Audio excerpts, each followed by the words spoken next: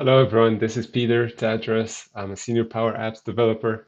In today's video, we'll be going through intro tutorial for Power BI, building first report from SharePoint list and integrating that into PowerApps. This should be a simple video. It's for beginners, so if you're not a beginner, you can skip this video and stay tuned for the next video. It's going to be a really nice video about SharePoint REST API into Power BI instead of using the SharePoint connector. It's a game changer. So, but this is for next video. For now, let's start small. This is get started building Power BI. Get to know what you can do with Power BI. A nice document going through Power BI and what you can do and how you can get the best of it in your organization. I'll add this in the description. First thing you'll need is to install Power BI Desktop. And I'll also add this link in the description. If you go to this link, click on downloads and select your system, download the file, set it up. It's really straightforward. Once you do so, you'll open Power BI Desktop and it will look just like that. Click on report to start your first report. And you'll need to sign in. I already signed in with my username and password. So if you haven't, do that. To get your SharePoint list data into Power BI Desktop, click on Get Data, More, Online Services, or you can search here the service you would like to get. So we want SharePoint Online List. Click on that and connect. SharePoint site URL, and I will go with 1.1. That's the SharePoint connector, the default version. So 2.0, I've tried that with medium size list. It performs better than 1.1, but actually both of them are really slow. So like I was saying, in the next video, I'll be sharing SharePoint REST API. If you're dealing with SharePoint list over 1 million item, it will be a game changer. So for now, let's start with the 1.0 default and click OK. And that should open all the lists of the site. And we'll go ahead and select a couple of lists. I'll take the general list and countries and click load. Once this loads, we'll have our two lists here ready to build our first report. There are many visuals here. You can choose whatever you like, but for now, I'm just going to choose the table, the simplest one, just to show how to can add some data to it. So from the countries, I'll expand this and I will drag this column here as the countries. And from the other list, general list, I will add the person, and the person is a person column, and I will add the ID and the country. Where's the country? There you go. Okay, so that is the first visual that we have. So we've got 3 countries. Notice they are not matching. Also, the person, I do not have any option to choose from, like display name or email or all of that. It's giving me an ID from the users list. So let's change this. Let's first create a relationship between the two lists that we have. So on this icon here, model view, click on this, and it's actually created a relationship between the two lists based on the ID. We don't want this, so let's change this. Double click on this, and I will select the country. And that is the relation between these two lists based on the country, not the ID. It can be different on every scenario, but in this one, we are doing the country. Okay. So this is one-to-one, and it's both. So either list can filter the other. Click OK. And this, by the way, here, a table view for each of the lists. If you want to get an overview of all the columns in the list, I'll go back to the report view and notice actually they are connected now to each other. So if I filter by the country, so I got Norway, China, Brazil, they're all matching. Cool. Now let's change this person string ID. So I will go to the Power Query. So on the list or either of the lists, just right click and edit query. So in general list, I'm going to scroll to the right to the person column. So in the person column, notice these two little arrows. Click on this, and I'm going to deselect all of them and just get the title, email, and that's all the columns they want in here. So it loaded for me the title. You can rename them from here, or you can just right click on them and rename. Let's get for the person multiple. This is going to be a little bit different, so I'm not going to get it from here, but I'm gonna go to the field value as text. Click on these two little arrows here and look for the column that you want to expand. And this is also good for the multi-line columns. If it's HTML and you just want to display plain text, look for it in here and you can do that. So I'm just deselect them all and let's get the multiple. You can just search for it here. So person multiple and okay, you got me the title. That's perfect. Also, you can add columns in the Power Query. You got these options.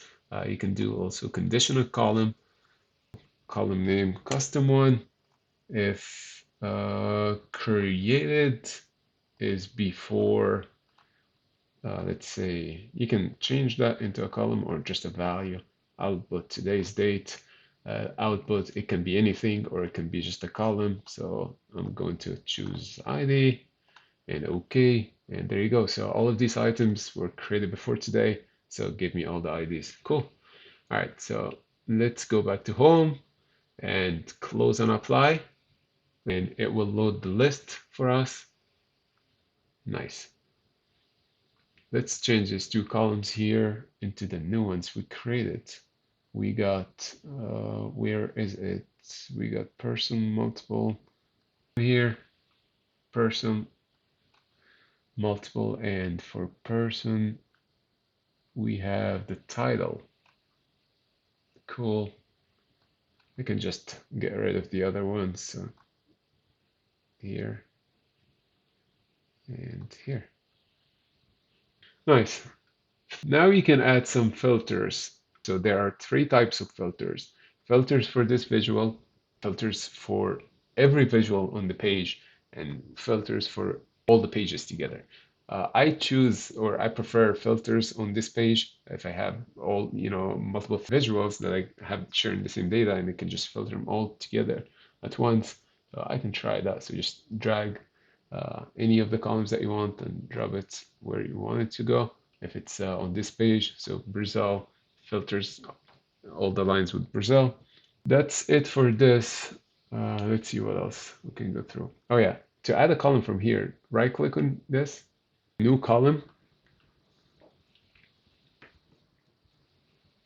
and just type the column that you'd like to do. All right, I'll save the report.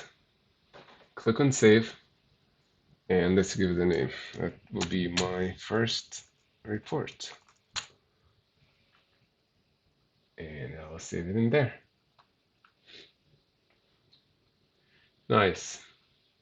Now, to publish this report, you're okay up to this moment. You can just create on your own workspace without any additional licensing or any premium license. Although to publish this report and share it with multiple users in the organization, you'll need a premium capacity workspace. Probably your IT department can create it for you, or I'll show you how to create it now if you have the proper licensing for this. But that's where we're going to publish our report. All the other users do not need a premium license. Only you that need a premium license to publish the report and share it with other people, with other users. All right, so go into app.powerbi.com, or if you go to Office, and you can just click on that waffle menu and go to Power BI. This should open up with you. This is my workspace. I will use another workspace. So if I click on workspaces, you can create a new workspace from here, and you can give it a name, description, and then under the advanced, These are the licenses that you're going to be selecting. So let's select premium. I already created one workspace here, dev reports. So I will select this one and I will publish the report into this workspace. So I'll go back to Power BI desktop and click on publish, save changes, and select my workspace, dev reports, select, should take a second.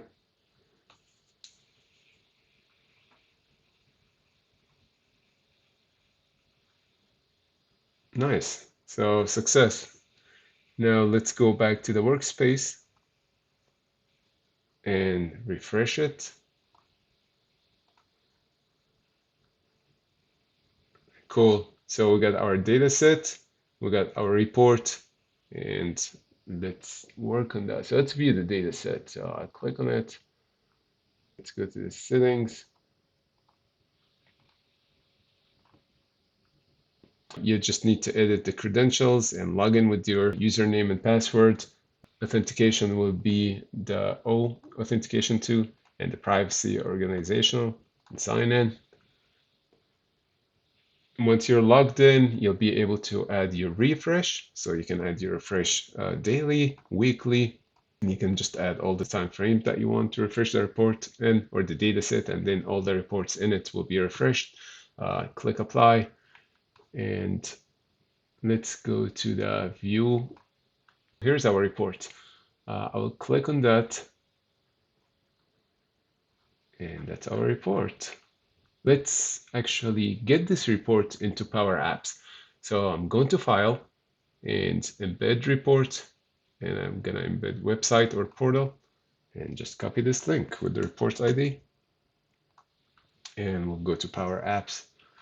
In PowerApps, I'll just open a new page. I will insert from the charts, Power BI tile, and I can just add it from here, workspace and dashboard and tile, but I can also add the link. So I'm just gonna go to data and copy the link that I got. And cool. We get our reports into Power Apps. You'll have to do some of the work. You add icons here or buttons to go back to other screens. So we get all the filters. You can use it. So this way it's cool for the user, so you don't have to give multiple links and the user go back and forth. So what I do in my apps is I always have a report section. And that's, one in any of the menus of the app, there's a quick button like go to reports. So this way everything in one stop shop application. So, eliminate all the confusion, multiple links for the users. There is a couple of options here. There is the allow new API. I haven't tried this before. It comes with the default, so I'm sticking with the default for now. You can try this. So, and that's it.